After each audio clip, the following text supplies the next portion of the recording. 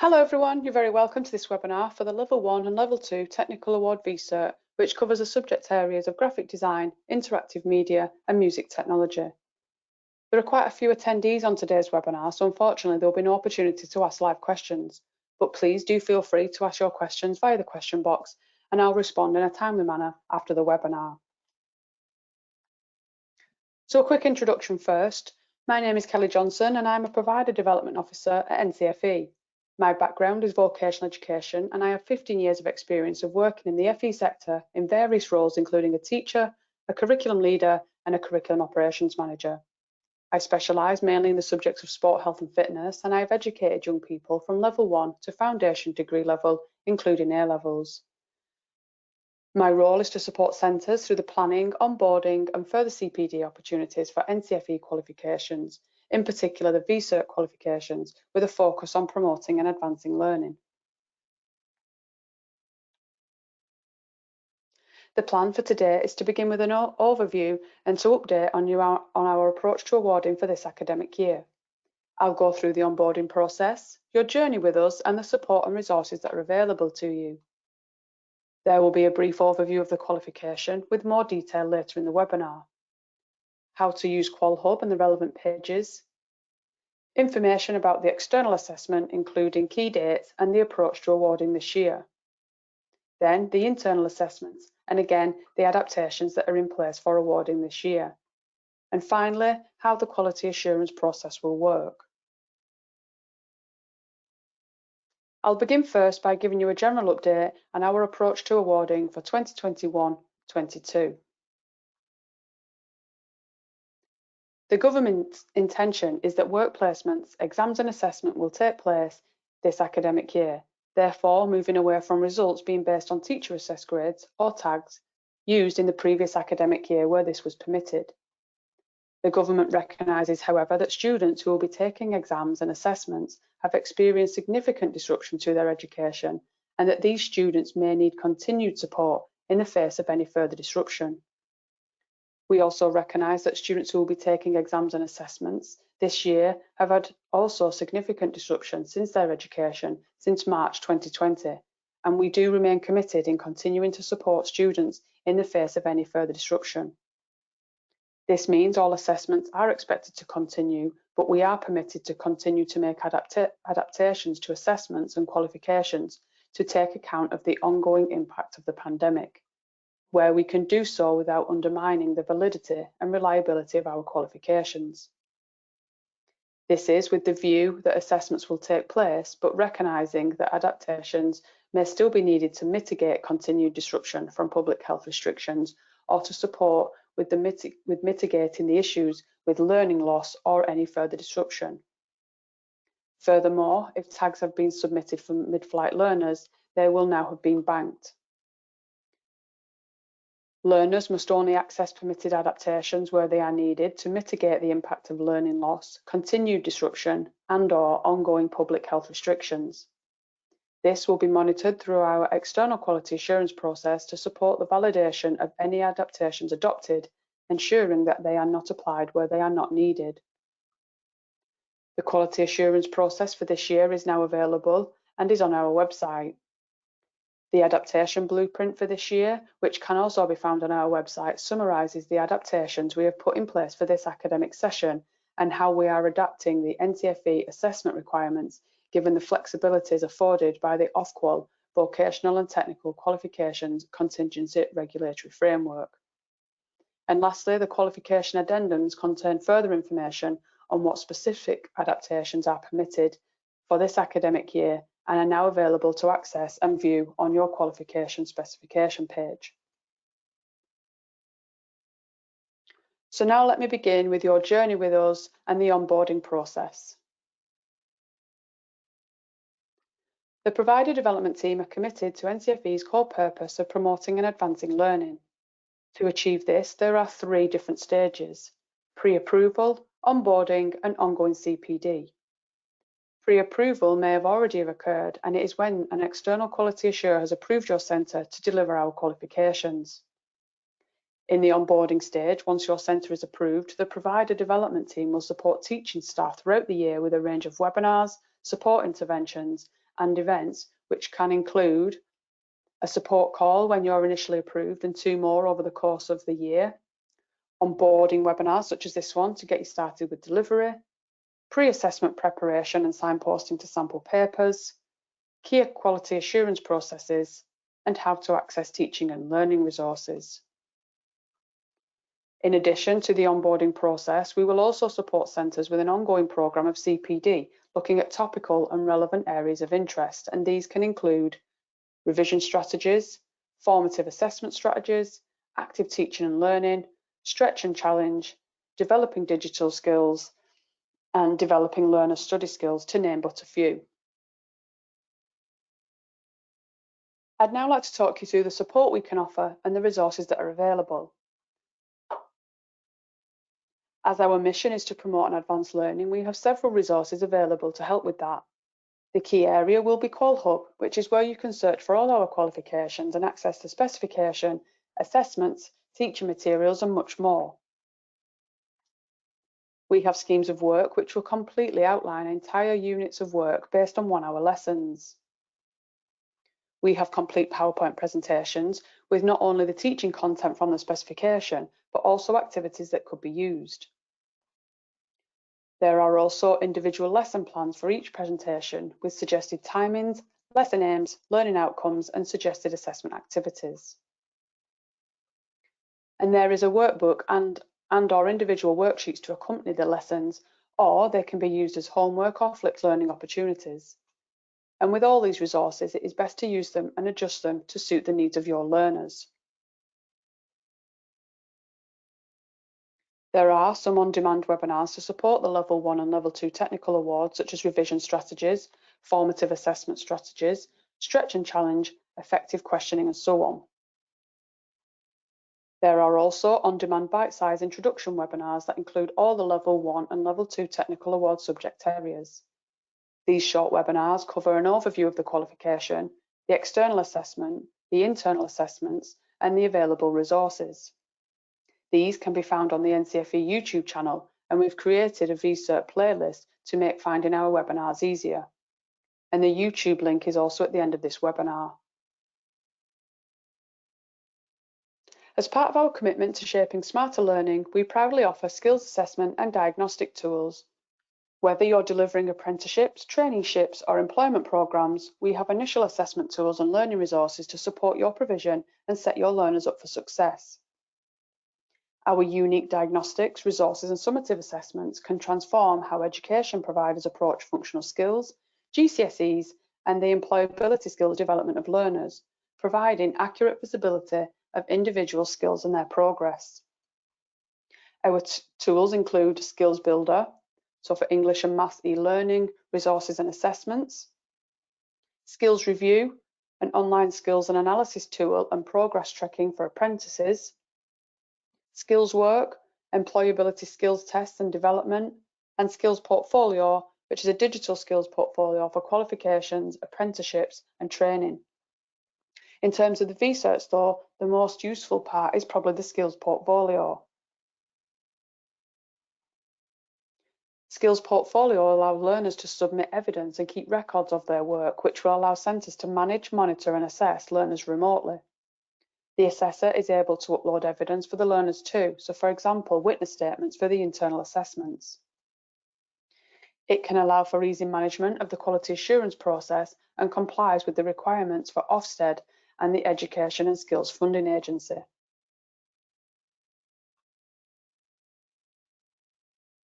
Aside from the skills learners will gain from the V Cert, we have also developed a suite of resources to support the wider curriculum and skills learners will need. These include 32 sessions, each lasting 2 hours, and they cover personal, social, health and economic, education, study skills, and employability and career skills. These packs can be found within the teaching materials on QualHub.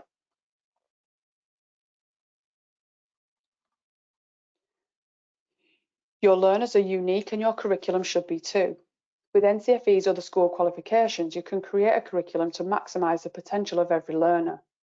When developing a Key Stage 4 curriculum for your school, it's important to offer a range of qualifications that will engage your students by embracing their differences. NCFE can support you to develop an enhanced curriculum that helps to improve results across your school. With our range of other qualifications to support enrichment, careers education and personal development, we've got the solution to help you support them onto the next stage of their lives. There is a breadth of choice to support achievement, and the other qualifications we offer in the different subject areas are PHSE, RSHE, bite size and functional skills for English and maths, core maths, careers education, information advice and guidance, ICT and digital skills, cash child development and early years, and cash health and social care. We also offer other V Cert qualifications in food and cookery and uniform services. You'll also have access to support from our dedicated provider development team who all have some form of teaching, schools or college background, and they can support you to shape and plan a curriculum that helps your learners to thrive. For more information and support, please do check out our website via the link shown. Next, I'd like to go through a basic overview of the V Cert Technical Award qualifications. The Level 1 and Level 2 Technical Award is a vocational qualification and, depending on your learners, can be completed at Level 1 or Level 2. Do consider the learners you have and use your professional judgment to decide which level they should be enrolled on. The grading covers pass, merit, distinction and distinction star at both Level 1 and Level 2. There is an external assessment and internally assessed assignments, but they are externally quality assured. And while the external assessment course covers both Level 1 and Level 2 learners, the internal assessment grading criteria is different for Level 1 and Level 2 learners.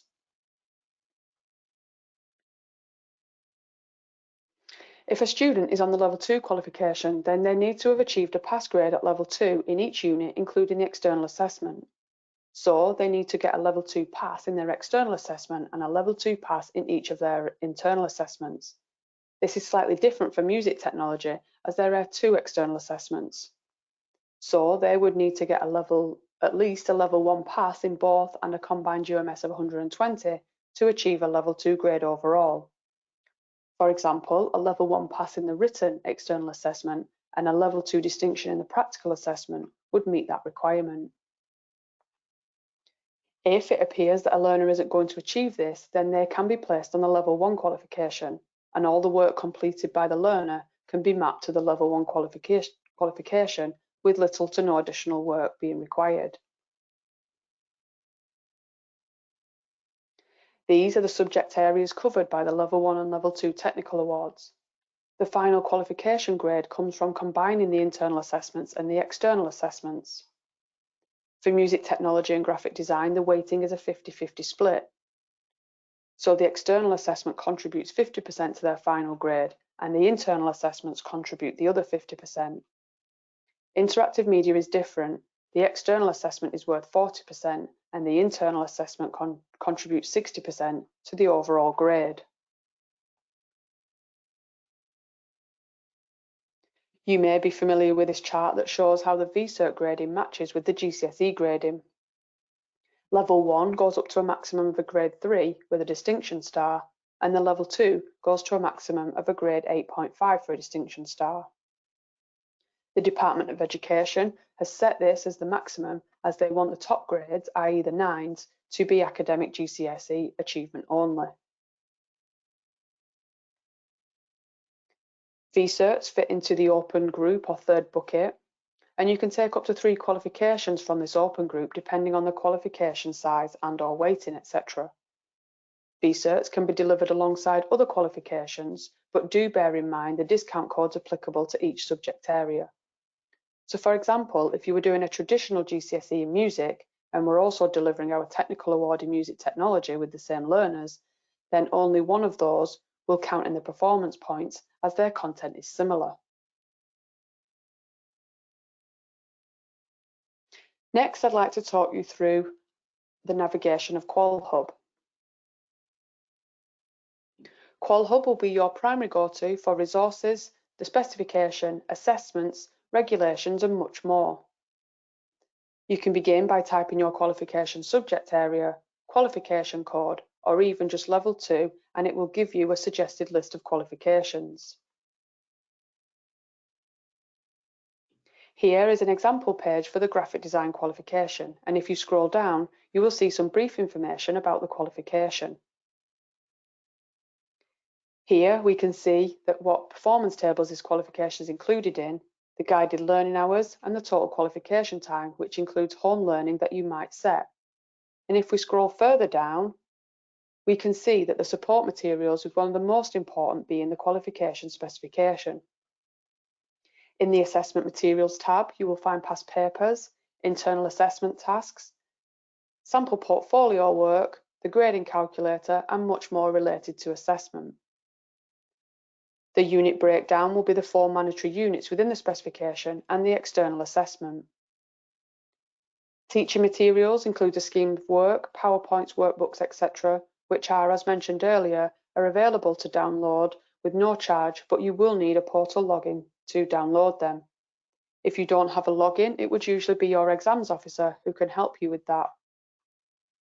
And we've added an adaptations tab for this academic year, which contains the latest information and guidance for the qualification in response to the COVID-19 pandemic. And finally, if we scroll to the bottom of the page, you will see the progression map. This shows the routes that the learners can take after completing this qualification, whether that is going to level 3 and/or the career opportunities. Many centres find this useful if they are preparing an intent, implementation and impact statement for the new Ofsted criteria.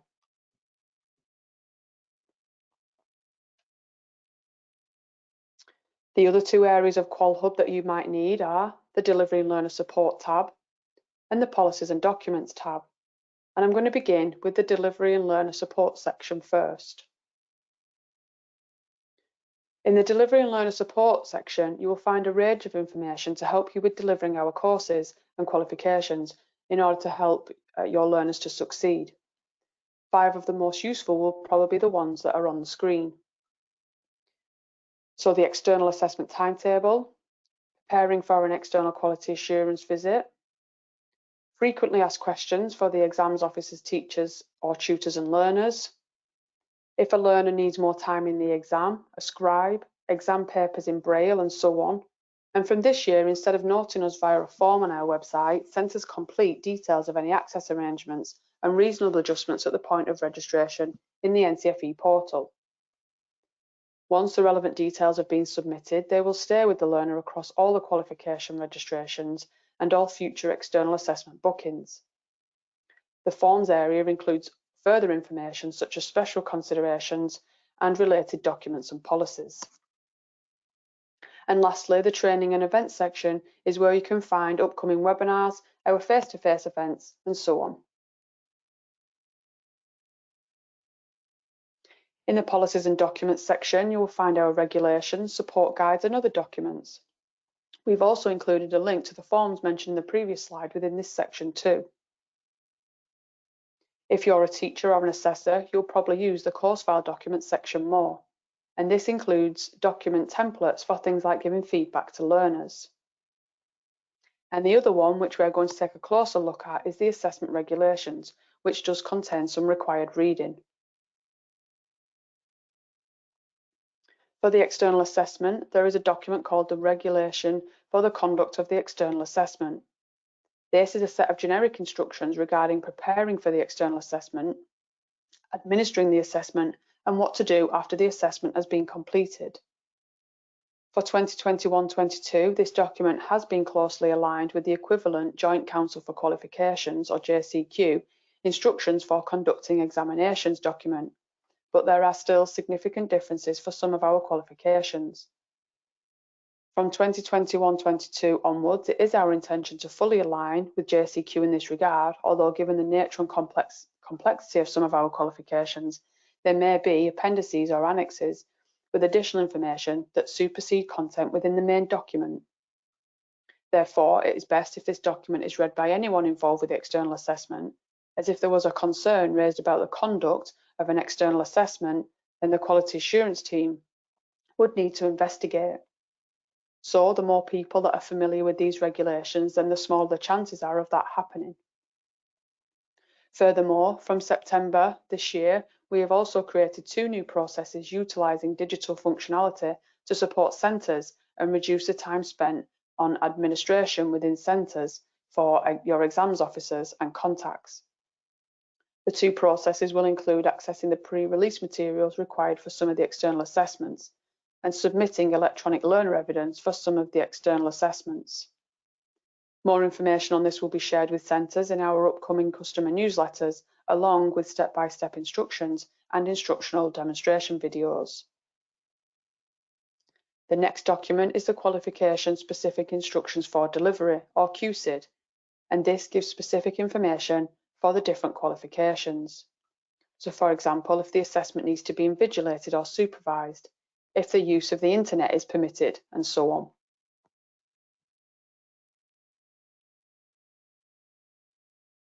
Now I'm going to talk you through the external assessment in a little bit more detail. For the external assessment, all the content from the specification must have been taught before the learners sit the external assessment. The qualification is divided into 4 units, and each unit will be in the external assessment, so it's important that the teaching has been completed. The only exception is with graphic design, where the final unit is a portfolio of work that the learners must put together.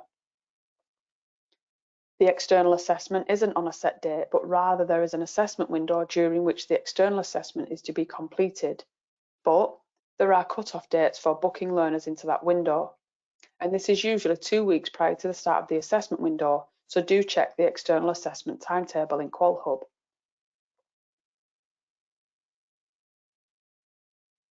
The external assessment is the same for Level 1 learners and Level 2 learners, so they won't be put in for different external assessments. There are 2 points in the year when learners can sit their external assessment, and these are usually near the start of a new year from mid-January to mid-March, and then in May-June time. As always, do ensure that you check the external assessment timetable on QualHub. There is 1 resit opportunity available for learners, so it is best practice to plan this into your delivery. The key points for each qualification are: for music technology, there are 2 written papers, each 2 hours long. Learners will need to do both papers in the same week, and computers are needed for the external assessment due to the audio files. For graphic design, the external assessment is over 10 hours, and you are given a 4-week window in which to do that. The use of computers and the internet is permitted. For interactive media, the external assessment is over 15 hours, so there is a 5-week window in which to complete it. And like graphic design, the use of a computer and the internet is permitted.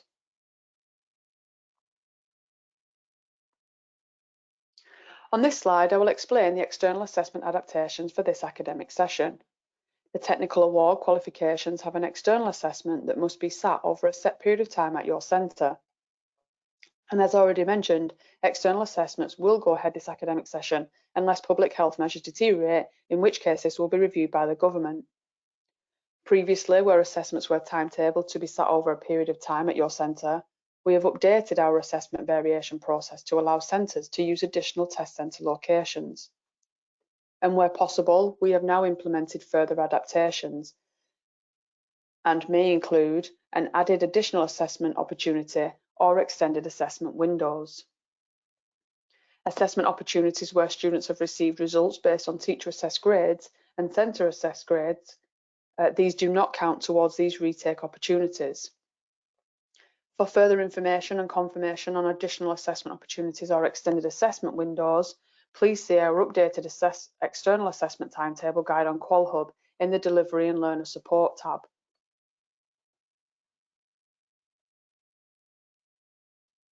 I'd now like to talk you through the internal assessments in more detail. For each qualification, there are 4 units that need to be completed, and each of those units are internally assessed. Probably the easiest and most efficient method is to teach the unit content first, then issue the coursework for that unit, which should be undertaken independently by the learner. Then repeat this with the next unit and so on, rather than teaching everything and then issuing all the coursework at the same time. Each unit has 3 to 4 learning outcomes that need to be taught, So now let's take a closer look at an example using music technology. So Unit 1 is all about using a digital workstation, and there are 3 specific learning outcomes: understanding the hardware and software of a digital workstation, creating a musical project, and reviewing that musical project. Within the qualification specification, you will find all the relevant information for teaching the content, beginning with a unit summary. This gives the skills it is designed to develop, the guided learning hours for that unit, and what the learner should know at the end of the unit. The next page details the grading descriptors for the unit and includes some examples. So for a pass, they would need to use technical terms, but for a distinction, there must be consistent use of technical terminology. The next page details the assessment and delivery in more detail, and if you are a teacher, you'll need to pay close attention to this page. After all the unit content, there is a glossary of terms, and learners should be familiar with these, what they mean, and how to use them in their work.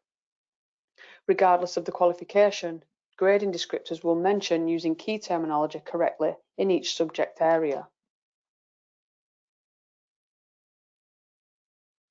If you are writing your own assignments, then you must ensure that they are accessible to the learners and that the task can be judged against the assessment objectives.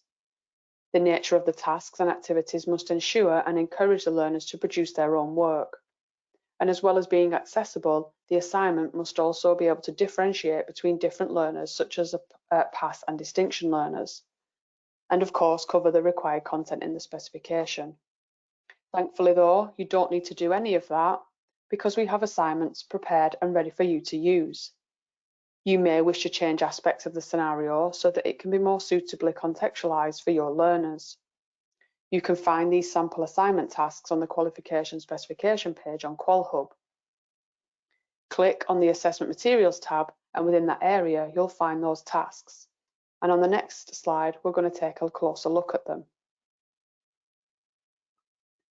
So using the example again of music technology, let's take a closer look at the sample assignment for Unit 1, which is using the digital audio workstation. The first thing on the brief will be the scenario.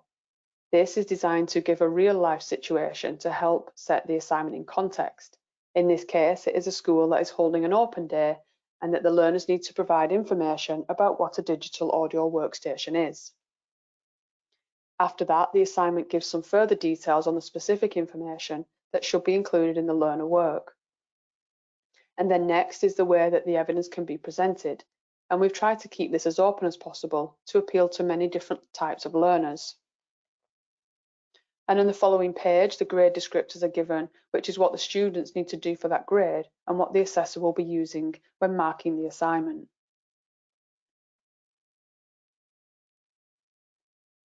Next, I'd like to talk you through assignment marking and quality assurance. Before undertaking any marking, you may want to go onto your qualification page on QualHub. And on the Assessment Materials tab, you'll find some sample portfolios.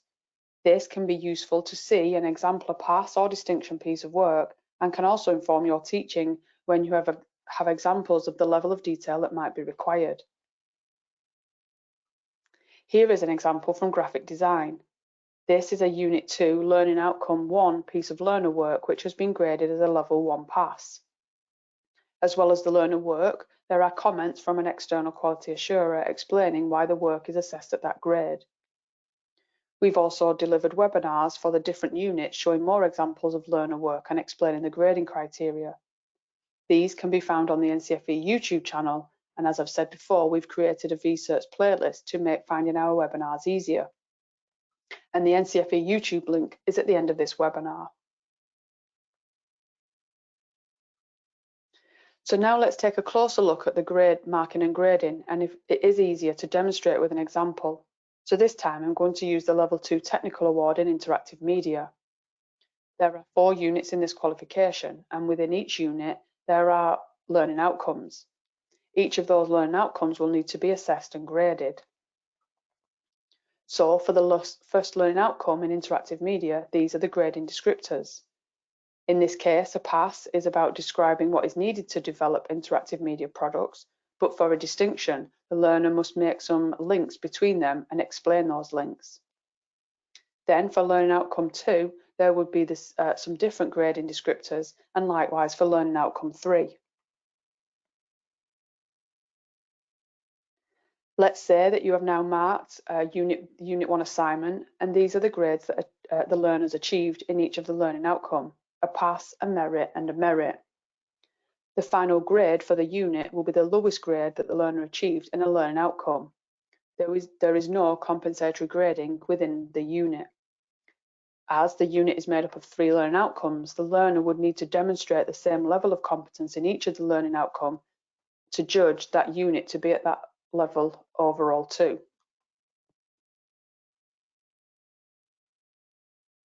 When you've graded all the units, you can see that there is a mix of grades achieved in the different units. The final grade won't be a pass, as there is compensatory grading when it comes to combining the units at the end and determining the overall grade. So using the grades from the previous slide, as a reminder, it was a pass for Unit 1, a distinction for Unit 2, a distinction for Unit 3, and a merit for Unit 4. It would give you these UMS numbers. So in total, they will have achieved 180 UMS points for the internal assessments. A level 2 pass in the external assessment is worth between 96 to 111 UMS points, depending on how many marks they got in the external assessment. So if they got a level 2 pass in their external assessment, only just or right on the threshold, then their UMS would be 96, which would bring their total UMS score to 284, which places them on a level 2 merit overall. And the UMS is different for the different subject areas due to the different amount of guided learning hours, but the calculation is the same. Thankfully though, you don't need to sit with a calculator working these out though, because in QualHub on the assessment materials tab on your qualification page, you'll find the grading guide, which is what you have seen on the previous slide, and the information about how many UMS equates to what grade. And secondly, there is a grading calculator, where you can select either level 1 or level 2 qualification, depending on which one the learner is enrolled on. Select the grades they've achieved in the internal assessments and what they've achieved in the external assessment, or what you predict if they haven't sat it yet, and it will calculate the estimated final grade for you. Please note that if it is an estimated grade due to the UMS range available for the external assessment. So now that all the learner work has been marked and graded, the next important step is to have it internally quality checked by another member of staff, known as the internal quality assurer. The IQA will need to be knowledgeable and competent in the subject area they are checking, and they shouldn't be involved with the teaching, as you can't quality assure your own work. They need to sample a reasonable number of learners and include a combination of learners, assessors, and satellite centres if applicable. This will depend on how many learners you have, but we do recommend a size of 50% if it is the first time the qualification is being delivered, or if the assessor is new to the process. The internal quality assurer will provide feedback to the assessor, and once all that is completed, the grades should be submitted to us via the portal. The final stage is an external quality check.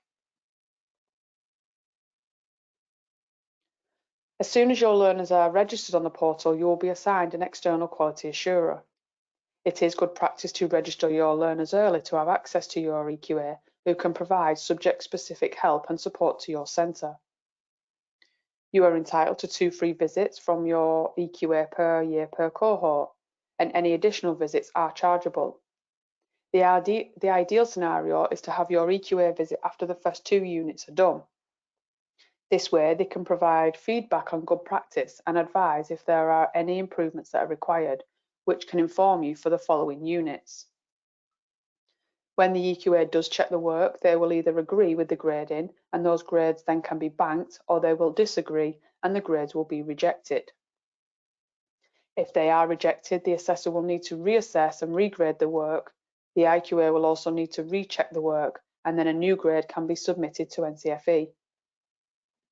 Now that the grades have been accepted by the EQA, you can give the learners one additional opportunity to improve and redraft their work. We do have some documents that can help you with this process in the Delivery and Learner Support tab. If you click on Preparing for an EQA review and scroll down that page, there are some links to some useful documents, and these ones are quite helpful. These are the first things for ensuring that you know what to do and what should be in place prior to an EQA review. And the second one contains useful documents for tasks like giving feedback to learners, planning and recording your IQA sample, and so on. You don't need to use these documents, but you do need to keep records. And you can also find course file documents in the Policy and Documents tab on QualHub. Here is an example document for the assessor to give feedback to the learner. The feedback can be given to the learners after the EQA visit has occurred. The feedback can't be overly specific and directed, so it might be best to use the grading descriptors to assist with feedback. So for example, you might say something like, you have described A, but you need to explain the importance of A. Or, you have used some key terminology, but you need to use the key terms more consistently throughout your work. Again, these are just suggestions and are available for you to use if you would like to. So now let me just summarise the internal assessment process. You begin by teaching the unit content and follow that with the unit assignment. Learners complete the work, hand it back to the assessor, and it is marked and graded. Then the IQA will check the work to see if they agree with the assessor decisions.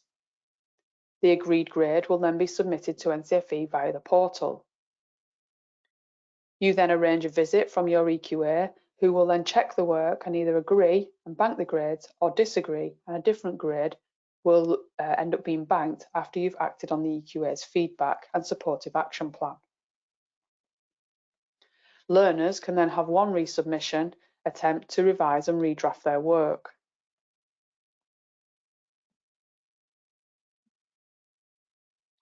On this slide, I will now explain the adaptations for internal assessments for this academic session. All content must be delivered and all assessment criteria is to be assessed. Internal assessment can be undertaken remotely for learners where required and where possible. And we will also continue to offer remote EQA reviews. Further guidance on how to prepare for this can be found in Preparing for a Remote Review on QualHub. We believe that the flexibilities that centres already have with respect to the types of evidence that they may use to meet knowledge and skills-based assessment criteria are sufficient to enable most learners to continue to mitigate the ongoing COVID-related risks. This includes the continuation of the use of alternative assessment methods or evidence where needed or required.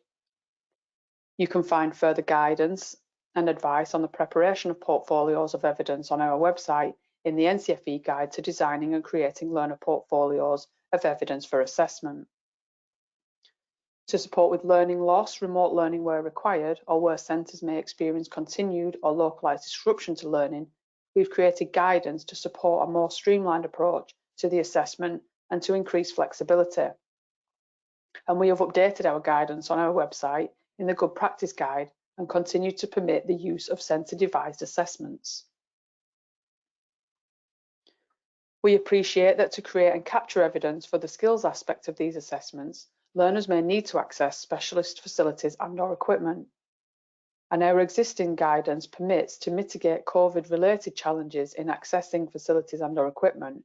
We would encourage centres to consider the following. So, for example, the use of expert witness testimonies to confirm the observation of learner competence over time where direct observation is not possible. The use of observation of simulated activity to evidence the demonstration of competence where direct observation again is not possible. And carefully consider how to schedule teaching, learning and assessment activity during the year, recognising that it may not be possible to access the specialist facilities and/or equipment in all the weeks. The use of remote technology is prohibited within early years, schools, childcare and health and social care settings, where there is a potential risk of users of the service or their carers or families being inadvertently seen or heard. This includes the use of all recording and streamline devices such as iPads, mobile phones, laptops and tablets. And please note that technology must not be used to view assessments remotely, even when not recording.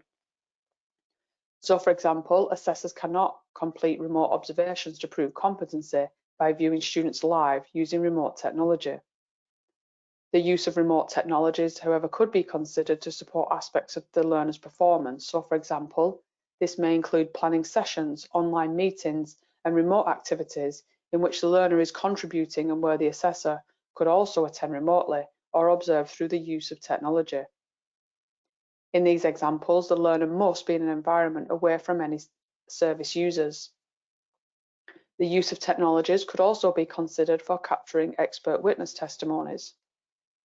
And we would also encourage centres to consider how they might use alternative and/or digital solutions to gather and store evidence, including, for example, centre-set short response or multiple choice tests, professional discussion recordings, annotated learning plans, and photos and videos.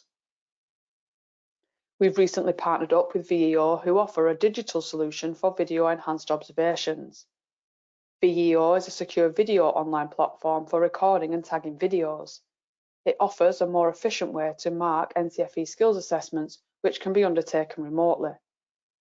VEO empowers learners and teachers by providing a simple and secure way to capture observation-based assessments that save time while preparing learners to pass skills-based assessments.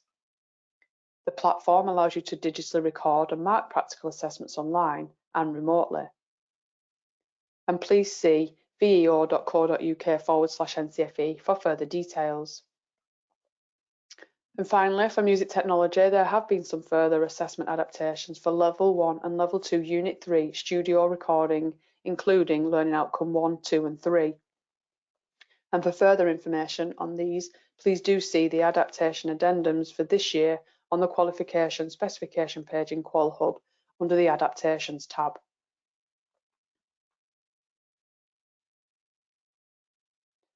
Thank you for attending this webinar, and I hope you found it useful. If you do have any questions, please feel free to pop them into the question box and I will respond in a timely manner after the webinar. If you have any further questions after the webinar, please do feel free to get in touch with me directly using my email address, which is kellyjohnson@ncfe.org.uk, or if I'm unavailable, our general email is provider.development@ncfe.org.uk. And do visit the NCFE website for more information on all our V Cert technical awards. Lastly, as I've mentioned throughout the webinar, I have included here some useful links for you to refer to if you require further information and support. These links include the Key Stage 4 discount codes, our YouTube channel, skills assessment tools, our approach to awarding an assessment for this year, the updated assessment timetable, and the adaptation blueprint. I'd just like to say again, thanks to everyone for attending the webinar and your time today. And on behalf of everyone here at NCFE, we wish you a safe and successful year.